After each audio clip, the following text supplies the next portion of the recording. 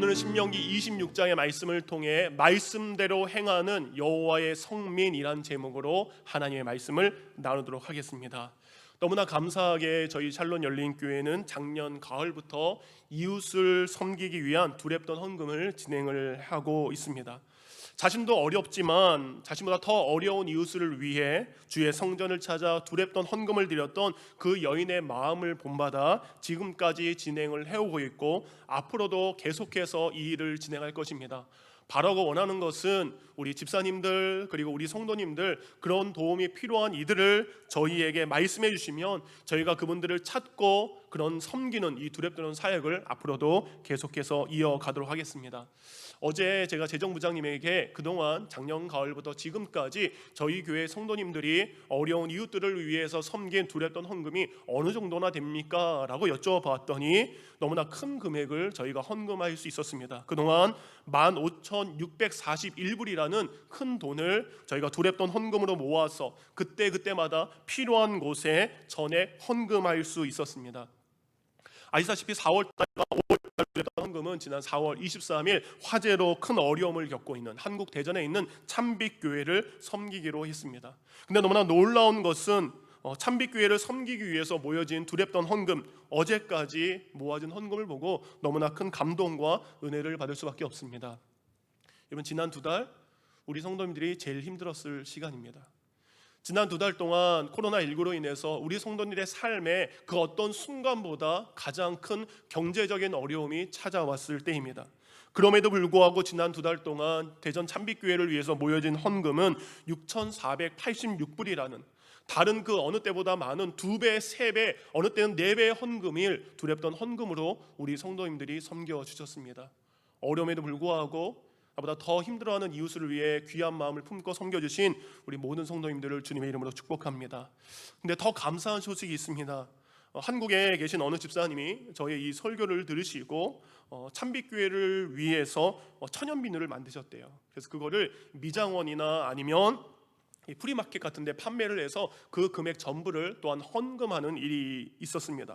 근데 더더더 감사한 건 뭐냐면 어느 교회 성도님 미용실에 그 비누를 봤는데 그 교회 목사님이 우연히 그곳을 방문하시고 그 뜻을 아셔서 참빛교회를 방문하셔서 그 교회 또한 참빛교회를 같이 섬기기로 했다라는 반가운 소식을 듣게 되었습니다. 얼마 전 제게 대전 참빛교회 최충봉 목사님의 여동생 되는 최에스더라는 분에게 제가 연락을 받게 되었습니다. 그 여동생도 한 목회자의 아내 사모로서 살아가고 있는데 그분이 저희가 행한 이 일들을 보고 이렇게 편지를 보내주셨습니다. 할렐루야 아멘. 모두 평안하신지요? 주 안에서 한 형제요 자매요 하늘 가족으로 하나가 되어 어려움을 돌아볼 수 있는 마음을 주시고 기도해 주실 뿐 아니라 물질로 헌신함이 어찌 그리 아름다운지요? 교인들의 땀이 묻고 피가 묻은 헌금으로 주의 일에 귀하게 사용되기를 기도합니다. 베푸신 사랑이 예수의 향기가 되어 모든 이에게 은혜가 되게 하시니 감사합니다. 대전 참빛교회 이전해야 하는지 계속 있어야 하는지 고민 속에 화제가 났고 한치의 오차도 없으신 주님께서 새로운 터전을 예배해 주셨음을 확신하며 이전 준비를 하고 있습니다.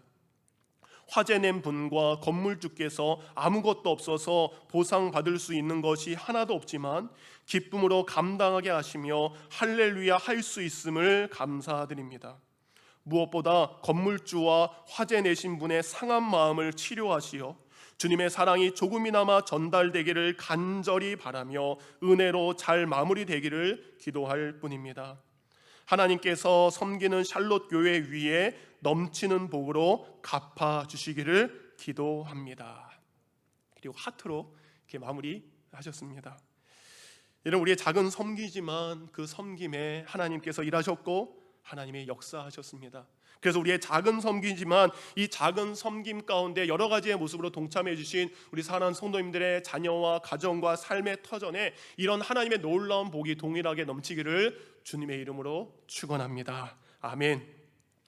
저희는 계속해서 신명기 말씀을 보고 있습니다. 신명기 말씀은 계속해서 우리가 하나님의 택한 백성이라면 하나님의 택한 백성들은 어떻게 살아가야 되는지 그 삶의 방법을 계속해서 우리에게 말씀을 하고 있습니다. 왜 신명기는 계속해서 하나님의 백성들, 택함받은 하나님의 성민들, 거룩한 백성들은 이렇게 살아야 됩니다라고 계속해서 말씀하시는 이유가 무엇일까요? 그것은 바로 우리가 하나님의 성민답게 살 때, 여호와의 성민, 하나님의 백성답게 살 때 하나님께서 우리에게 내려주신 놀라운 복과 은혜가 있기 때문입니다. 신명기 26장 19절 말씀, 이런 복이 임하게 됩니다. 그런즉 여호와께서 너를 그 지으신 모든 민족 위에 뛰어나게 하사 찬송과 명예와 영광을 삼으시고 그가 말씀하신 대로 너를 내 하나님 여호와의 성민이 되게 하시리라. 아멘. 하나님께서 그의 택한 백성들이 거룩한 백성으로 살 때 보배로운 백성이 되게 하십니다. 모든 민족 위에 뛰어나게 하십니다. 그리고 이렇게 얘기하시는 거예요. 이 사람이 나의 자랑이야. 이 백성이 나의 찬송이야. 이 백성이 나의 기쁨이야. 이 백성이 나의 영광이 될 것이다 라고 하나님은 약속하셨기 때문입니다. 그렇기 때문에 하나님의 택함 받은 백성들은 이 놀라운 복을 받기 위해 우리가 어떻게 살아가야 되는지 우리는 신명기에서 그것을 발견할 수 있습니다. 오늘 모세는 이 신명기 말씀을 통해 여호와 하나님께 택함 받은 백성들, 그들의 삶이 어떻게 해야 되는지 이 세 가지를 신명기 전체에서 계속해서 이 세 가지를 반복하면서 말씀을 하고 있습니다. 여러분, 여호와의 택한 성민들 어떻게 살아가야 됩니까? 첫 번째, 우리는 이렇게 살아가야 됩니다. 여호와의 성민은 오직 하나님만을 섬기며 살아가야 됩니다. 여러분, 성경에서 가장 중요한 것이 쉐마 이스라엘, 그 신명기 6장 4절과 5절 말씀입니다. 너무나 귀한 말씀, 우리 다 같이 우리 가정에서도 함께 읽도록 하겠습니다. 시작. 이스라엘아 들으라. 우리 하나님 여호와는 오직 유일한 여호와이시니 너는 마음을 다하고 뜻을 다하고 힘을 다하여 내 하나님 여호와를 사랑하라. 아멘. 이런 당연히 하나님의 백성이라면 하나님만 섬겨야 됩니다. 내가 광야의 길을 걸어갈 때도, 내가 약속의 땅 가나안 땅에 들어가서도 어디서나 하나님만 섬겨야 됩니다. 우리가 유혹 앞에 우상을 만들지 않고, 우리가 유혹 앞에 우상에게 절하지 않고, 그것을 섬기지 않고 오직 하나님만 언제나 어디서나 섬기는 것이 여호와의 택함 받은 성민의 귀한 삶이 되어야 될 줄 믿습니다. 두 번째, 여호와의 성민은 이렇게 살아가야 됩니다. 바로 여호와의 성민은 토라, 하나님의 말씀에 순종하며 살아가야 됩니다. 여호와의 성민은 출애굽부터 시작된 그 하나님의 말씀, 신명기까지 이어지는 그 모든 하나님의 말씀에 순종하며 살아가야 됩니다. 여러분, 하나님의 말씀 토라는 비록 광야에서 주신 말씀입니다. 근데 광야에서 주셨지만 이 약속의 말씀은 약속의 땅 가나안 땅에 들어가서도 계속해서 순종해야 될 말씀으로 주신 것입니다. 그래서 신명기를 읽다 보면 하나님께서 말씀을 주셨는데 그 말씀에 순종하는 사람에게는 내가 그를 행복하게 하리라, 내가 그를 축복된 삶을 살게 하리라. 하지만 하나님의 말씀에 불순종하면 저주의 삶을 살게 될 것을, 그래서 모세는 그의 백성들을 계속해서 하나님의 말씀에 순종해서 복받으라고 설교하는 것이 신명기의 말씀입니다. 바로 그 말씀이 신명기 11장 26절과 28절에 이렇게 나와 있습니다. 다 같이 읽겠습니다. 시작. 내가 오늘 복과 저주를 너희 앞에 두나니 너희가 만일 내가 오늘 너희에게 명하는 너희 하나님 여호와의 명령을 들으면 복이 될 것이요, 너희가 만일 내가 오늘 너희에게 명령하는 도에서 돌이켜 떠나 너희의 하나님 여호와의 명령을 듣지 아니하고 본래 알지 못하던 다른 신들을 따르면 저주를 받으리라. 아멘. 그러면 이스라엘 백성이 전심으로 하나님 말씀에 순종했을 때 하나님은 복을 주십니다. 그래서 저번에 말씀드렸죠, 신명기에 가장 많이 나오는 단어 중에 하나가 바로 복이라는 단어입니다. 60번 넘게 모세는 계속해서 정말로 그의 후손들이 하나님의 복을 받기를 간절히 원하는 마음으로 하나님의 말씀에 순종하며 사시기를 설교를 하고 있습니다. 지금 가정에서 그리고 이곳에서 예배드리는 모든 성도님들, 하나님의 말씀에 순종하여 하나님이 주신 놀라운 복 받기를 주님의 이름으로 축원합니다. 마지막 세 번째가 오늘 주제이기도 합니다. 우리 하나님의 성민은 힘없고 연약한 자들을 보살피고 섬겨야 합니다. 여러분, 여호와 하나님의 성민은 그와 함께 있는 또 다른 하나님의 백성에게 사랑의 관심을 갖고 그들에게 사랑의 도움을 나눠야 됩니다. 여러분, 신명기에는 하나님께서 이제 가나안 땅에 들어가는 이스라엘 백성들에게 가장 아름다운 믿음 공동체의 모습을 미리 소개를 하고 있습니다. 하나님을 믿는 사람들, 그들이 약속의 땅에 들어갔을 때 가장 아름다운 모습은 바로 광야에서 하나님께서 이스라엘 백성들을 살피시고 보호하시고 인도하셨던 것처럼, 이제는 나의 인도함 받고 보호받은 너희가 이제는 약속의 땅 가나안 땅에서 내가 너를 섬겼고 내가 너를 보살피고 내가 너희 연약한 자들 지켰던 것처럼 너희 중에 거하는 지체들, 너희 중에 있는 약자들, 그들에게 내가 받은 사랑으로 그들을 섬겨라. 이것이 하나님께서 신명기를 통해서 우리에게 주신 말씀입니다. 그들 안에 있는 약자를 배려하고 보호하고 섬기는 것, 이것이 하나님의 성민, 하나님의 백성들의 마땅한 모습임을 신명기는 기록을 하고 있습니다. 그래서 신명기를 보면 하나님께서 이 연약한 자들을 보호하시고 돕고 섬기기 위한 많은 법들이 나와 있습니다. 그래서 이 법을 준행하라. 그 중에 하나가 바로 7년 면제년입니다. 누군가가 힘들게 살아갑니다. 그리고 생활 가운데 어쩔 수 없이 누군가에게 빚을 질 때가 있죠. 그럼 누군가가 그 빚을 졌다 할지라도 7년째가 되면 그 사람의 모든 빚을 탕감해 줘라라고 하나님이 명령하신 것입니다. 내가 힘들어요. 그래서 가족을 멀려 사귀기 위해서 아버지나 어머니가 다른 사람에게 종으로 팔려가는 경우가 있었습니다. 그런 그가 7년 동안 종으로 살았다면 이제 7년 면제년이 되냐면 그 사람을 이제 자유로운 사람으로 놓아주라고 하나님께서 이미 명령하고 계십니다. 그리고 아울러서 온 이스라엘 백성들이 모여서 함께 예배드리는 민족적인 절기가 있습니다. 그때 있는 사람들, 제물 드릴 수 있는 사람들, 그 사람들만 모이는 것이 아니라 그 모든 민족적 절기 때 힘이 없고 가난한 사람들, 그리고 분깃이 없습니다. 그리고 그들은 땅을 분배받지 못했습니다. 그런 레위인과 종들과 외국인과 고아와 과부들을 반드시 이 모든 절기에 참여하게 하고 거기에서 나오는 모든 음식들을 함께 먹도록 명령을 하셨습니다. 그 외에도 누군가가 밭에 곡식을 벨 때에, 그리고 과수원에 열매를 수확할 때에 고아와 과부와 나그네들을 위해서 다 수확하지 말고 일부를 남겨두어서 그들의 허기진 배를 채우라 하나님은 세심하게 배려해 주셨습니다. 곧 하나님께서는 하나님의 백성들에게 나의 힘없는 백성들, 나의 연약한 백성들, 나의 사회적 약자들, 그들을 외면하지 말고 그들을 섬겨야 될 것을 오늘 본문에서도 말씀하고 있습니다.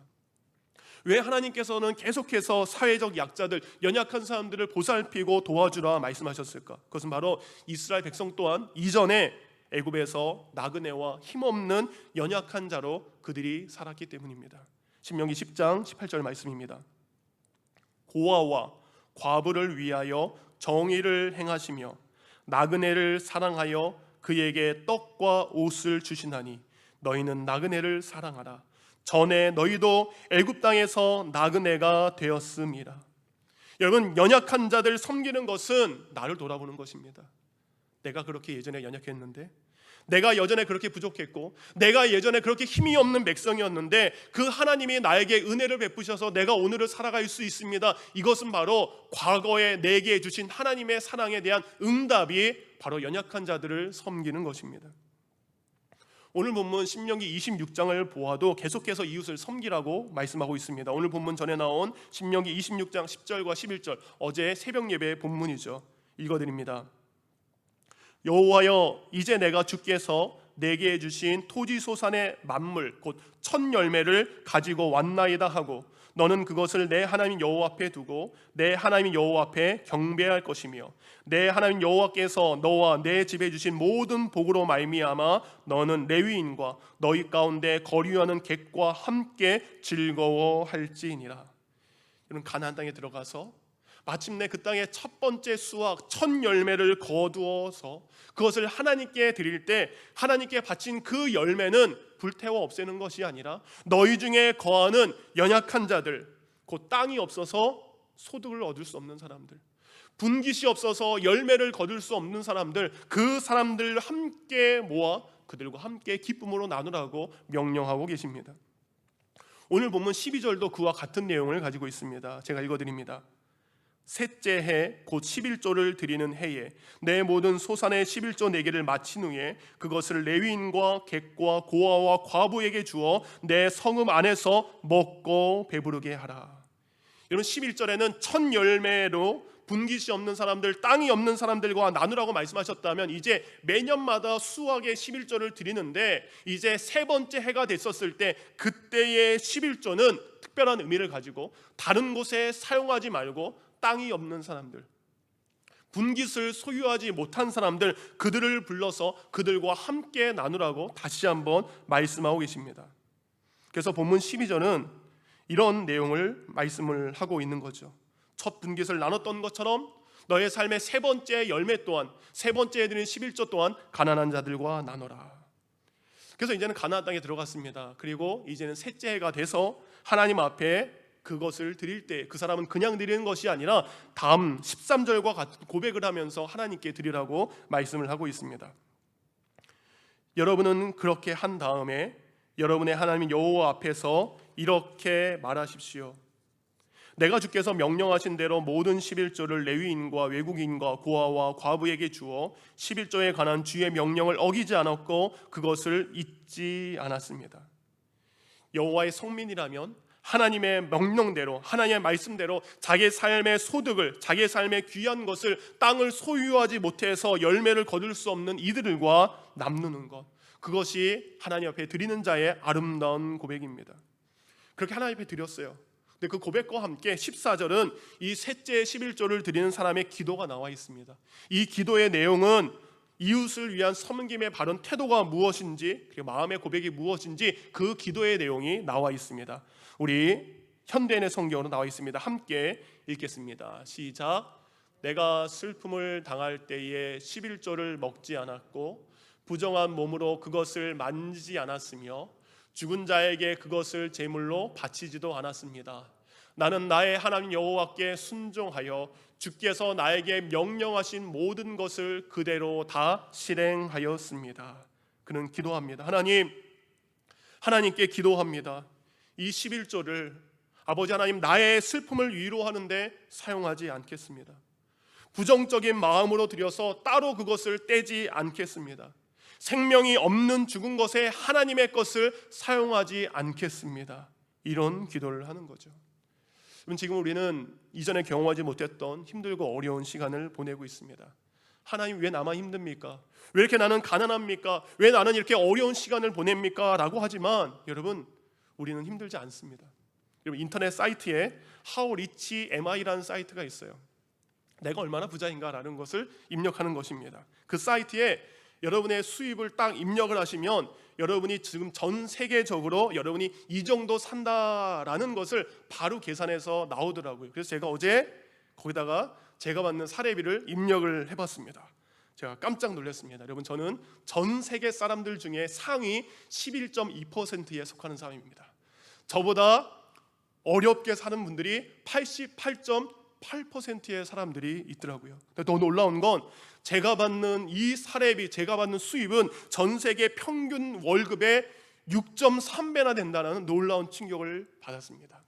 근데 놀라운 건 여러분, How Rich Am I?MI라는 사이트에 여러분도 한번 입력해 보시기 바랍니다. 근데 거기에 내가 내 소득의 10%를 입력했었을 때 그 결과를 또 이야기하고 있습니다.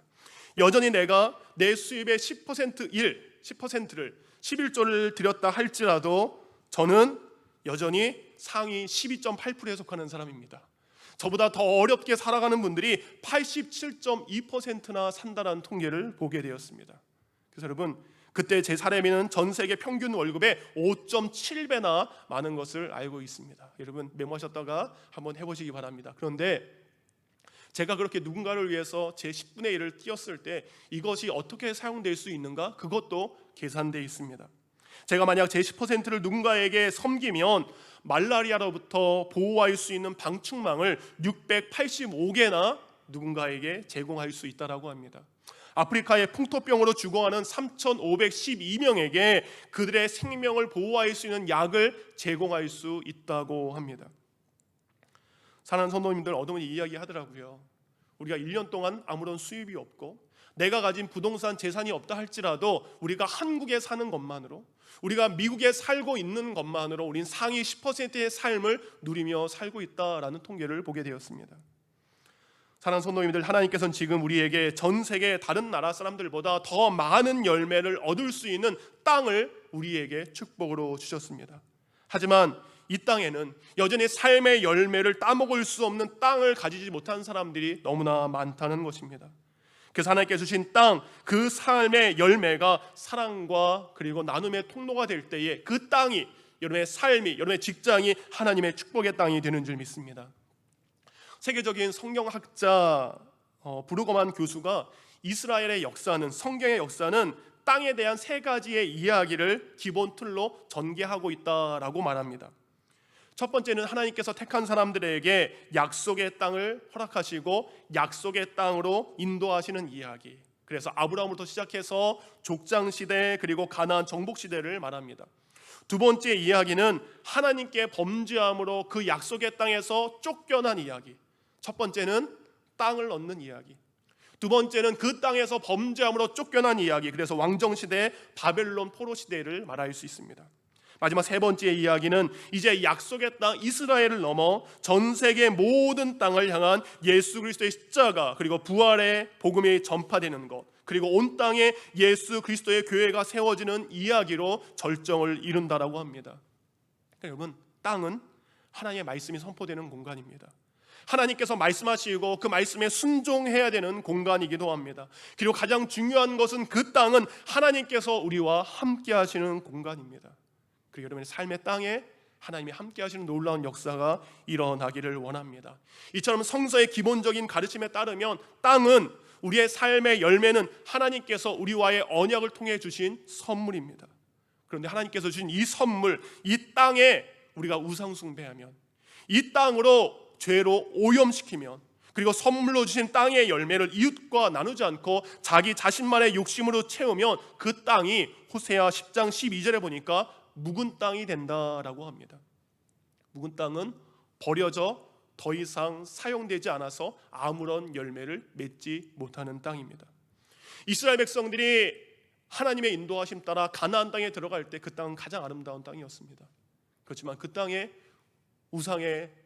그리고 우상에 숭배하는 수많은 것들이 세웠을 때 하나님은 그들을 그 땅에서 쫓아낼 수밖에 없었습니다. 하나님께서는 모두에게 같은 은혜를 주셨지만 그 은혜를 감사한 마음을 받았지만 그것을 땅에 심지 않고, 여러분, 열매를 얻으려면 심어야 됩니다. 근데 그것을 혼자 먹어버리면 그것은 이후에 아무런 열매를 얻을 수 없게 됩니다. 근데 감사함으로 하나님께 받은 은혜를 좋은 땅에 심게 되면, 여러분, 그 아름다운 열매를 심은 사람, 그뿐만 아니라 그 땅에서 나온 아름다운 열매를 수많은 사람들과 함께 먹을 수 있는 나눔의 기쁨으로 이어진다는 것입니다. 그럼 제가 제일 존경하는 목사님 중에 한 분이 저와 같은 이름을 가진 이재철 목사님을 제가 굉장히 평소에 존경합니다. 이재철 목사님께서 전도사였던 1988년 6월에 주님의 교회를 개척을 하셨을 때 일을 제가 보게 되었습니다. 그 당시 목사님은 목회란 성경 공부하고 그리고 예배 시간에 설교하고 성도들 침방하면 된다, 이것이 다인 줄 알았대요. 그런데 그것이 다가 아니었다라고 합니다. 각각 성격과 개성이 다 다른 여러 사람들과 함께 교회 사역을 진행하다 보니까 조금씩 지치게 되었다라고 합니다. 그래서 이제 2달이 되면 주님의 교회를 개척한 지 1년이 되었는데 너무 힘들고 지쳐서 그만 자기 자신은 내려놓고 더 좋은 목사님에게 교회를 부탁하고 사임하려고 생각을 하셨다라고 합니다. 그런 생각을 품은 어느 날 새벽 예배에 가서 맨 앞자리에 가서 컴컴한 그 밤에 기도를 하고 있었대요. 그렇게 눈을 감고 기도하고 있는데 갑자기 왼쪽에서 인기척 소리가 나더래요. 그래서 어둠 속에서 누군가가 이런 이야기를 했다라고 합니다. 전도사님, 이거 드세요. 눈을 떴지만 아직 조명이 켜지지 않아서 어느 분인지 얼굴을 확인할 수 없었습니다. 다만 그 전도사님, 목사님 옆에 자그마한 보자기가 쌓여 있었다라고 합니다. 예배를 마치고 이제는 사무실로 가는데 그 작은 보자기를 들고 가는데 거기가 참 따뜻했대요. 그래서 사무실에 들어가서 그 보자기를 딱 펼치는 순간 작은 상자 안에 작은 크기 사이즈의 하얀 시루떡이 있었다라고 합니다. 그리고 하얀 시루떡 위에는 축 생신이라는 글자가 써 있었다라고 합니다. 바로 그날이 목사님의 생일이었다라고 합니다. 그런데 그 순간 목사님이 깜짝 놀랐던 것은 그 떡이 너무나 따끈따끈했다라는 겁니다. 그 떡을 이제는 먹기 시작하는데 순간 목사님에게 이런 생각이 들었다라고 합니다. 전도사의 생일을 알고 이 새벽 시간에 자신에게 그 따끈따끈한 떡을 주기 위해서 이분은 지난 밤을 새웠다라는 생각이 들었어요. 그분의 그 사랑과 그분의 그 섬김에 목사님은 그 떡을 먹으면서 하염없이 눈물을 흘리게 되었다라고 합니다. 30년이 지난 후 그 떡의 맛은 알 수 없지만 그때 받은 그 성도의 섬김과 그리고 주님의 격려를 지금도 잊을 수 없다라는 간증을 들었습니다. 누군지는 알 수 없는 그 성도님의 따뜻한 위로가 그리고 주님의 격려가 있었기에 나는 지금까지 목회를 감당할 수 있었다라는 것을 회고하셨습니다.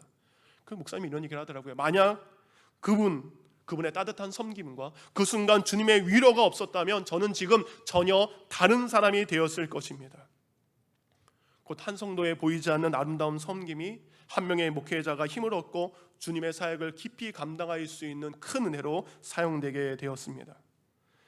사랑하는 성도님들, 누군가가 지쳐있고 누군가가 연약했을 때 때에 맞는 우리의 위로와 섬김을 우리가 감당하길 원합니다. 우리 샬롯 열린교회가 그리고 우리 샬롯 열린교회 성도님들이 그런 때에 맞는 위로와 격려와 따뜻함을 전할 수 있는 믿음의 성도가 되기를 원합니다. 그것이 바로 하나님께 택함받은 성민의 삶의 모습입니다. 마태복음 25장에 보면 하나님 보좌 우편에 이제 영원한 축복을 받아서 영원한 생명을 받게 될 그 사람들에게 하나님께서 행하신 일들에 축복하십니다. 바로 우리가 알아야 될 것은 그들이 이 땅에서 행한 아름다운 일들이 바로 이와 같은 일이라는 것을 마태복음 25장 35절과 36절에 나와 있음을 우리는 알아야 됩니다. 제가 읽어드립니다.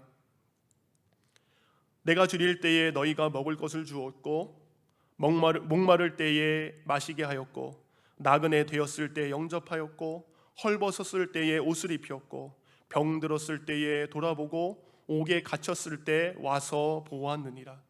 그때 그들이 묻습니다. 아니 예수님, 제가 언제 먹을 것을 드렸습니까? 제가 언제 목마른 주님에게 물을 드렸습니까? 언제 손님으로 오신 주님을 영접했습니까? 언제 제가 병들었을 때 주님을 돌보았습니까? 그들이 묻자 예수님은 이렇게 이야기하십니다. 마태복음 25장 40절 말씀 다 같이 있습니다. 시작. 임금이 대답하여 이르시되 내가 진실로 너희에게 이르노니 너희가 여기 내 형제 중에 지극히 작은 자 하나에게 한 것이 곧 내게 한 것이니라 하시고. 사랑하는 성도님들, 우리에게 주신 땅의 아름다운 열매들, 그 땅의 열매를 지극히 작은 자 하나에게 한 것이 예수님께서 내게 한 것이라 말씀하셨습니다. 그것이 바로 예수님께서 말씀하신 성민의 삶, 여호와 하나님의 백성의 삶인 줄 믿습니다.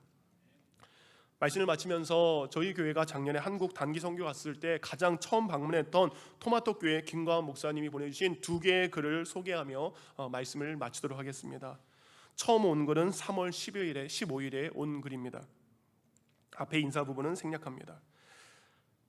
한 달 전에 사역자 가정 8명이 떠나고 동시에 갑자기 코로나가 확산되면서 부모님의 반대로 아이들이 나오지 못합니다. 2주 전부터는 함께 예배하던 장애인 시설 친구들이 나오지 못하면서 저희 가족 4명과 아이들 2명 포함해 6명이 3주째 예배드리고 있습니다. 이번 주가 저희 교회 창립 4주년입니다. 4년 만에 가장 적은 인원이 모여 예배드립니다. 사역자 가정을 보낸 건 하나님이 원하시는 것이라 확신해서 그렇게 결정했습니다. 다만 코로나로 인해 아이들이 못 나오게 되어서 마음이 아프네요. 아이들 2명뿐이지만 한 영혼을 천하보다 귀하게 바라보며 하나님이 기뻐하시는 예배이기를 소망하며 최선을 다해 예배드립니다. 비록 지금은 모든 것이 힘들고 어려운 때이지만 주님이 세우신 교회이고 지금까지 인도하셨기에 앞으로 하나님이 하실 일들을 기대합니다. 갑자기 다가온 교회의 어려움과 그리고 경제적인 어려움 앞에 주님만을 바라보고 있는 그 목사님의 모습이 생각났습니다. 그리고 어떻게 하면 이 토마토 교회를 섬길 수 있을까 기도한 후에 어려움 속에서 주님만을 바라보는 그들을 위해서 하나님이 하실 일들을 기대하는 우리 토마토 교회와 김광 목사님에게 하나님의 마음으로 섬기는 것이 하나님이 기뻐하시는 뜻임을 알게 되었습니다. 물론 여러분들에게 말씀을 못했지만 너무나 감사하게 여러 무명의 성도들의 마음을 모아서 토마토 교회에 전달할 수 있었습니다. 지난 3달 동안 저희 샬롯 열린교회 이름으로 3,500불이라는 큰 헌금을 저희는 토마토교회에 보낼 수 있었고, 그분들의 월세와 목사님이 살아갈 수 있는 삶의 일부를 섬길 수 있었습니다. 이렇게 우리의 귀한 섬김이 다음 편지를 보면 하나님께서 어떻게 열매를 맺게 하셨는지 그 글을 통해 우리는 확인할 수 있었습니다. 지난 5월 21일 목사님에게 온 글입니다. 목사님 평안하신지요? 미국은 코로나로 인해 아직도 많은 제한이 있는 것 같은데 샬롯 열린교회 성도들이 함께 예배드리지 못해 힘들어 하시겠습니다. 빨리 모든 예배와 모임이 정상적으로 회복되기를 기도합니다. 통장을 확인해 보니 많은 금액을 헌금해 주셨네요. 저희의 입장에서는 기도 응답이고 문제 해결의 축복입니다.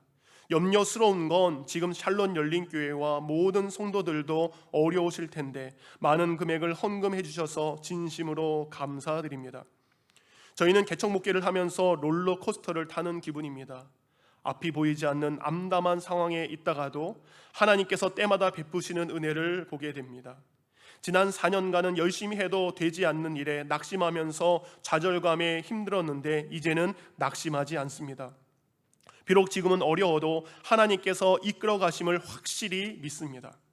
지난 2월 마지막 주부터 저희 가족과 아이들 한두 명이 모여 예배 드릴 때 강대상에서 찬양할 때 쏟아주는 눈물을 멈출 수가 없었습니다. 그 눈물은 목회의 짐을 함께 지고 가는 가족들에 대한 미안함, 그리고 온 열정으로 예배를 드리는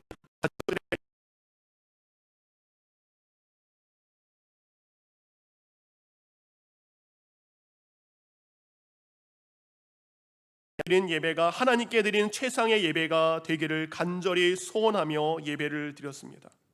5월부터 한 사람씩 교회를 찾아와 함께 예배하는 일들이 있게 되었습니다.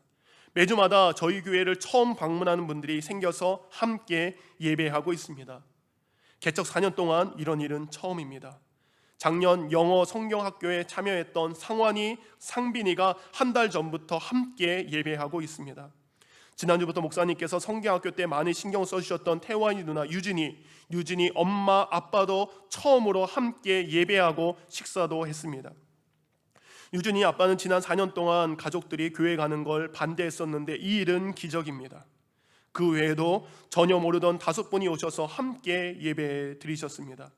제 조카 중에 대학생 아이가 있는데 처음으로 교회 와서 함께 예배했습니다. 저희 둘째 형도 신앙생활을 안 하는데 형수와 함께 예배하고 봉사도 했습니다. 이 모든 일이 최근 한 달 안에 있었던 일입니다. 샬롯 열린교회에서 지금까지 너무 많이 도와주셨는데 계속적으로 기도 많이 부탁드립니다. 기도 부탁드립니다. 평안하세요. 사랑하는 성도님들, 우리의 작은 섬기지만 우리의 작은 섬김들이 모여서 큰 힘이 되어서 누군가에게 놀라운 힘이 되었고 그들에게 하나님께서 행하신 놀라운 일들을 우리는 경험하게 되었습니다. 모든 것을 포기하고 지쳐가는 이들에게 내 삶에 주신 땅의 열매, 작은 것이지만 그것을 나누어 위로했을 때 하나님은 그것이 우리 여호와의 성민 하나님의 백성의 행할 참된 모습임을 우리에게 말씀해 주셨습니다. 우리 예수님이 그러지 않으셨습니까? 우리를 구원하기 위해서 오신 예수님은 자신의 모든 것을 우리에게 주심으로 우리를 구원하셨고 우리에게 생명을 얻게 해주셨습니다. 예수님께서 온 일을 위해서 자신의 생명까지도 포기하지 않은 것은 바로 하나님의 말씀에 순종해야 될 하나님의 자녀이셨기 때문입니다. 우리도 하나님의 자녀입니다. 예수님께서 하나님께서 말씀하신 모든 명령에 순종했던 것처럼 우리도 우리의 삶에 명령하신 모든 말씀을 순종하며 살아가기를 원합니다. 그래서 기대하는 것이 있습니다.